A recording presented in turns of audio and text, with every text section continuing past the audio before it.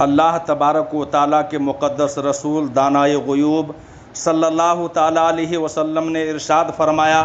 جس نے مجھ پر درود پاک پڑھا اور میری اولاد پر درود پاک پڑھا تو کل میدان محشر میں قیامت کے دن جب کوئی کسی کا حامی و مددگار نہیں ہوگا، کوئی کسی کا پرسان حال نہیں ہوگا، درود پاک پڑھنے والوں کو میں اپنی کالی کملی میں چھپا لوں گا۔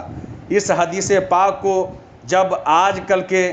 کچھ لوگوں نے پڑھا تو دل میں خیال آیا، ایک کالی کملی ہے، 1400 صدیاں گزر گئی اور قیامت تک لوگ آتے رہیں گے اور کبھی درود پاک پڑھے یا نہ پڑھے، جب وہ نماز میں ہوتے ہیں، قائد آخرہ میں ہوتے ہیں تو محمد صلی اللہ تعالیٰ علیہ وسلم اور محمد صلی اللہ تعالیٰ علیہ وسلم کی آل پر درود پاک پڑھنا ہی پڑے گا۔ تو ایک کالی کملی ہوگی، کتنے میٹر کا ہوگا، کتنے لمبے چادر ہوں گے، جس ایک چادر میں اتنے لاکھوں کروڑوں لوگ سما سکتے ہیں۔ جب آپ سے بھی کوئی ایسا سوال کرے تو اس شخص کو کہیں اور لے کر جانے کی ضرورت نہیں ہے، انہیں لے کر کے سرزمین اجمیر شریف کے بارگاہ غریب نواز میں لے آؤ اور بارگاہ غریب نواز میں اسے کہو عقیدت کے پھول پیش کریں اور محبت کے چادر پیش کریں، اور عقیدت و محبت کے نذرانے پیش کرنے کے بعد بارگاہ غریب نواز کے روضہ اقدس کی زیارت کے بعد انہیں لے کر کے آنا ساگر کے پاس چلے جاؤ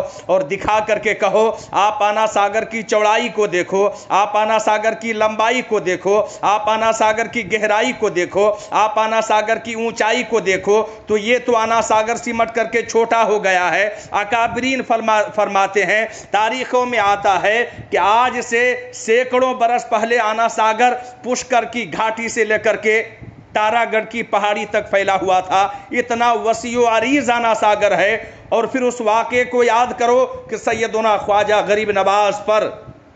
جب حاکم ہندوستان نے، حکمرانوں نے آنا ساگر کا پانی بند کر دیا تو غریب نواز نے ایک مرید سے فرمایا جاؤ اور ایک کوزہ لے کر کے جاؤ اور آنا ساگر سے کہنا تمہیں غریب نواز بلاتے ہیں۔ تو حضور غریب نواز کے خادم وہاں سے نکلتے ہیں اور آنا ساگر کے قریب جاتے ہیں اور آنا ساگر کو فرمانے غریب نواز سناتے ہیں کہ آنا ساگر تمہیں معین الدین حسن چشتی بلاتے ہیں۔ تاریخ میں یہ مرقوم ہے، علماء فرماتے ہیں، مشائخ اعظام کا قول ہے کہ ایک چھوٹے سے کوزے میں آنا ساگر کا سارا پانی ایک ہی کوزے میں سمایا۔ میں بتا دینا چاہتا ہوں جب غریب نواز عطائے رسول ہوتے ہوئے اتنے بڑے آنا ساگر کو ایک کوزے میں سما سکتے ہیں تو وہ تو نبیوں کے امام ہیں، وہ ساری کائنات کے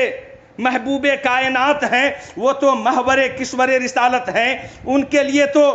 سارے نبیوں نے بارگاہ رسالت میں آ کر کے خراج عقیدت پیش کیے ہیں اور سارے نبیوں کے سردار ہمارے نبی ہیں۔ ارے جب غریب نواز کے بلائے ہوئے پر، نبی کون و مکہ کے نواسے کے بلائے ہوئے پر اتنا بڑا آنا ساگر ایک کوزے میں سما سکتا ہے تو آپ تصور کریں کہ نبیوں کے امام محمد مجتبی قیامت کے دن اگر درود پاک پڑھنے والوں کو ایک کالی کملی میں سمانا چاہیں تو کیوں کر نہ سما سکتے ہیں۔ ہمارا عقیدہ ہے جب ان کے گدا بھر دیتے ہیں شاہان زمانہ کی جھولی، جب ان کے گدا بھر دیتے ہیں شاہان زمانہ کی جھولی، محتاج کا جب یہ عالم ہے مختار کا عالم کیا ہوگا، محتاج کا جب یہ عالم ہے مختار کا عالم کیا ہوگا۔ درود پاک کی فضیلت اتنی زیادہ ہے کہ آقا کریم رؤوف الرحیم صلی اللہ تعالیٰ علیہ وسلم نے ارشاد فرمایا، ایک نوری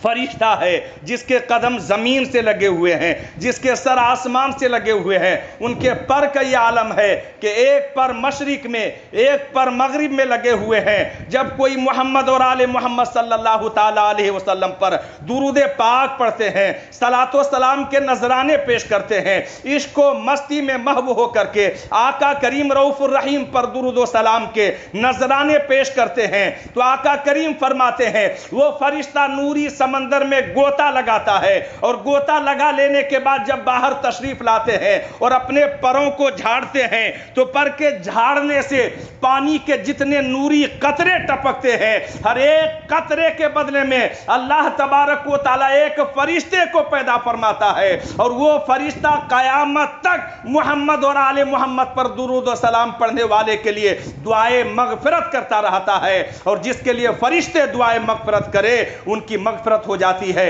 اللہ تبارک و تعالی ہمیں اور آپ کو اللہ کے مقدس رسول اور اللہ کے مقدس رسول کی اہل بیت اطہار پر بے شمار درود و سلام کے نذرانے پیش کرنے کی توفیق رفیق عطا فرمائے۔ اس لیے کہ